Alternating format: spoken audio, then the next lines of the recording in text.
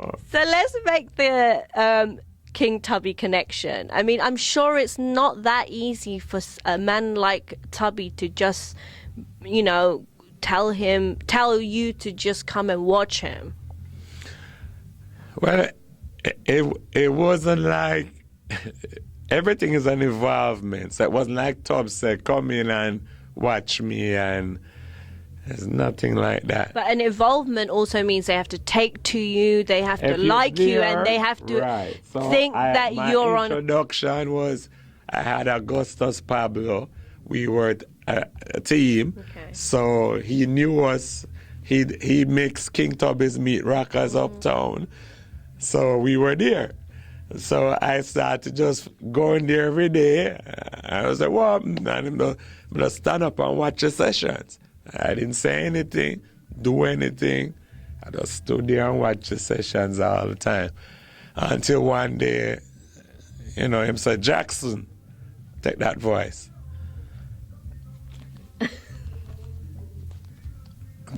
So I had to just get behind the board and record the voice. Did you feel scared?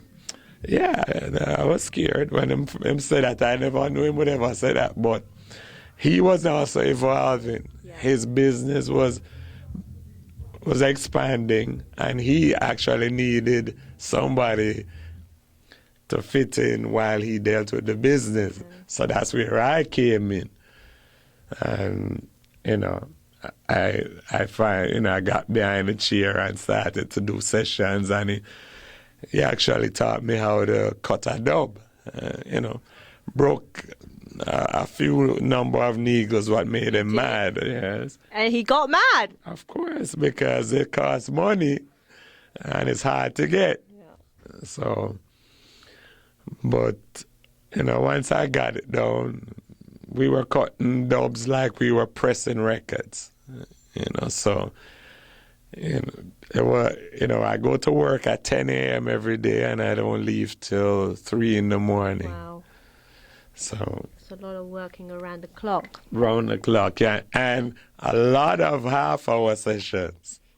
How do you cut a dub? Well, the dub is simple, but you know, Tubbs is a electronic engineer. He tweaked his dub cutter to sound better than everybody else's.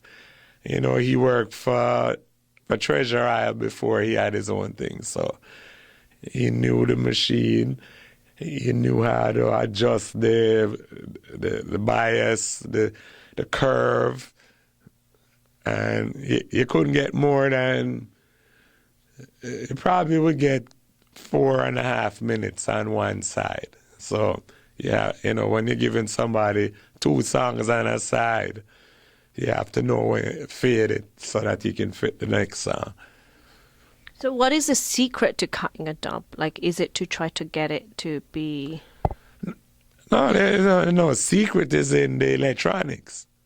There's no secret to actually cutting the music is in your style. Mm-hmm. That's what creates engineers in that time period, that era, was the style of mixing that you had.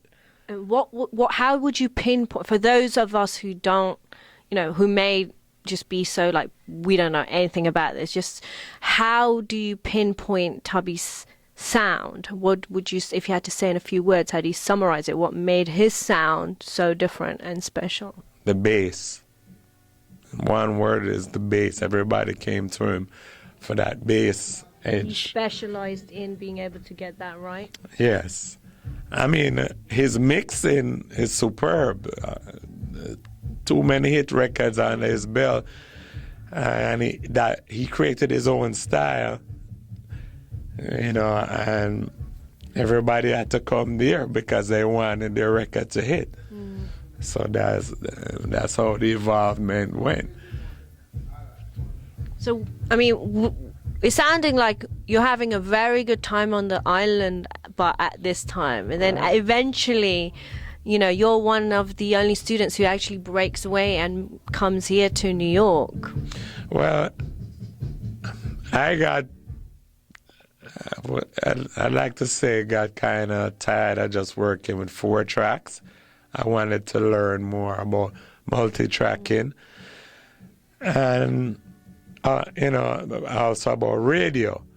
I did a radio stint in Jamaica on JBC FM when they first started JBC FM.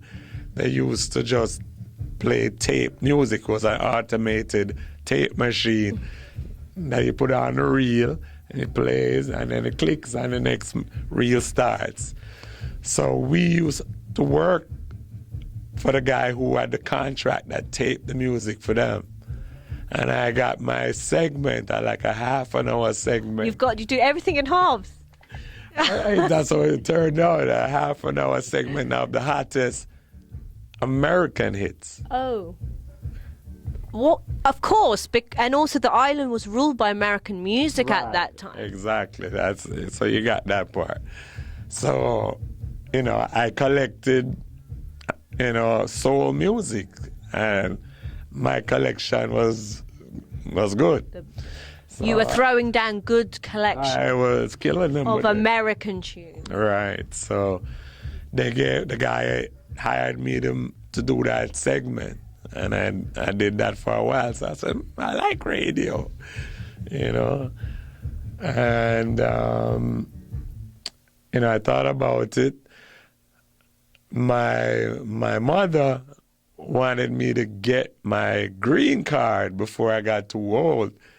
So first, when I came the first time was to get my green card and go to school. So I spent it was just all classes, no college thing. It was, do I have, do a class in recording, do a class in radio. Here? For 3 months, and you get your certificate. So I did those. Sounds easy. You get a you just want to get a green card, so you move to New York and you go to a couple of schools. I need one of those. I need a green card. And no, well, my mom had hers, so she, she said, go, come. Right. So I came up, did that, and then I went back home and worked back for Tubbs again. You did? Mm-hmm. So you actually came back to the island? Yes. Did you go back on radio there? No, I didn't go back to radio. I just went back to Tubbs and was working. And then I said, boy, I still need to learn more. And so my second trip, I came up. I'd met my wife the first time before I left. In Jamaica? In New York. And then okay. So I came back up and I got married. So I stayed up here and I worked with a band out on Long Island called Full Hand. Kwame and Full Hand band used to be the big band on Long Island. We didn't have a studio yet, so I worked in the city. Okay. And I worked for various producers at various studios. So I started building a clientele based upon my credits. People would need me to come to the studio to record or mix songs. But were you working still in the reggae genre? Yeah, that's reggae. Yeah, that's reggae. I mean, there was a record store in the Bronx named Brad's. He used to produce a lot of records too. He used to pick me up every night. Luckily, the studio was close to my home in Brooklyn. And we did multiple albums. You ever heard of an album named Macadub? You can... Macadub, well, that's a dub album, and I mixed it for Brad. So that was back then.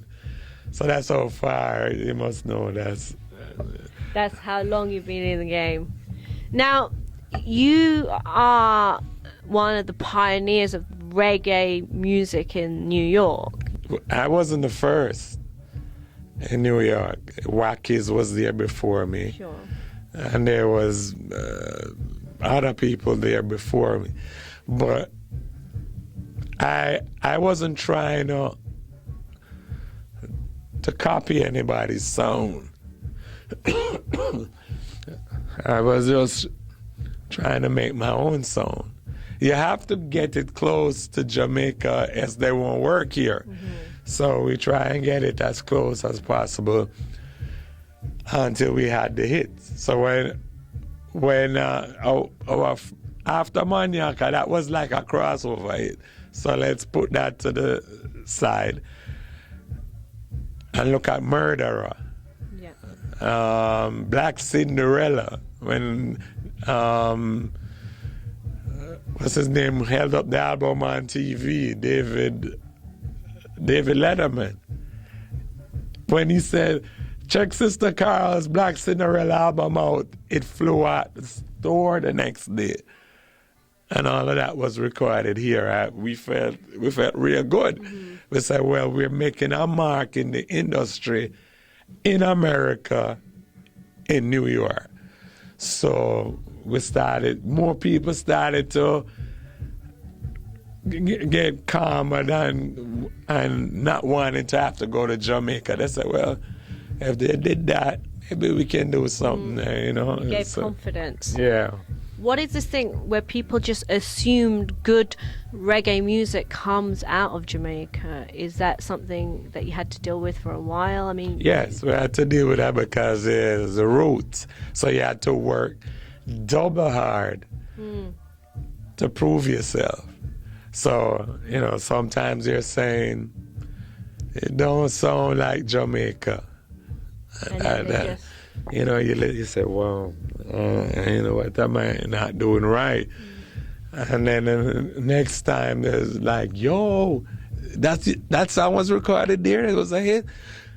We want our song to sound like that, you know. So once, you know, you have a producer that believes in you, and Jah Life was one of the first two, amongst others, that he said music can be made anywhere. And like, you actually started off your studio in a basement before you had this spot that we're sitting in now. Yeah, well, you know, we had it in my brother-in-law's home, in his basement, and we had a dub cutting machine, we had the board, we had an 8-track machine, and drum set, stuff like that. We were trying to cut dubs and all of that for the sound, you know, and record vocals, whatever. But then the neighbors used to complain about the noise. So it forced us to actually find a new location. So we didn't do that very long in the basement. And we found this spot, and we built it. We actually we were trying to get an architect to design it and stuff, but when we saw the price he was charging, you said, forget it, we can design it ourselves. I said, well, look, I got the know-how, I know how to, so I did that. And how long has this one been here? How long? Opened in 1982. 82. And we talked about the first song that was a hit, right, and that actually became a massive hit in the UK. Right, and New York.